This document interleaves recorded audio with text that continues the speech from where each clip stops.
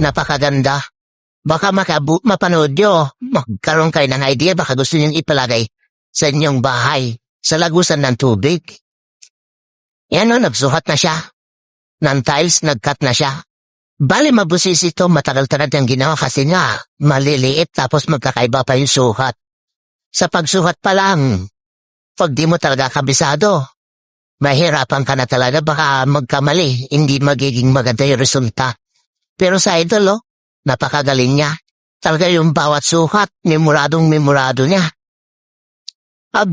Bihasa na to si idol. Galing niya talaga. Napakaluwang ng imahinasyon niya.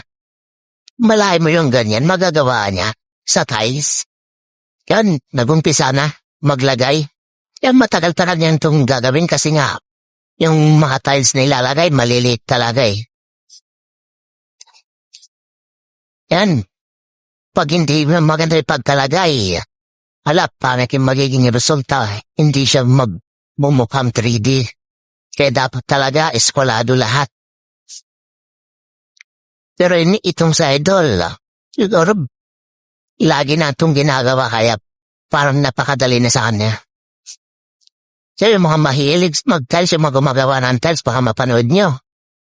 Magkaroon kayo ng idea kung paano maglagay. Yeah, ang ganda niyan. Yan, no?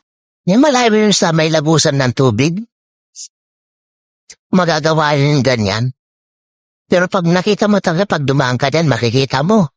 Sigurado, mapapatas yung paa mo dyan. Akala mo matitisod ka talaga kasi parang totoong-totoo yan, no? Kwadradong-kwadrado na. Ang ganda. Ang lapit na idol.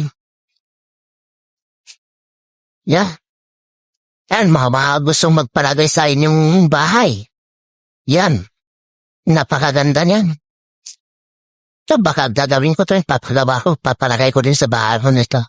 Ang ganda eh. Nagustuhan ko kaya ginawan ko siya ng video eh. Yan no? Ang lupit na idol. Nagmukha na siya, di ba? Yan. Malapit na matapos. Ang lupit, no? Himalayan mo. Tiles, pwede pala yung ganyan. Expert na sa idol, oh. Parang ang dali-dali niyang ginawa eh.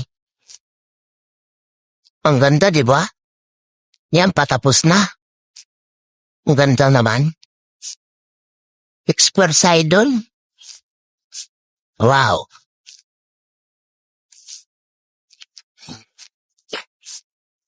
Ang lupit, no? Mga idol. Yan, no? Tapos na. Unbelievable naman.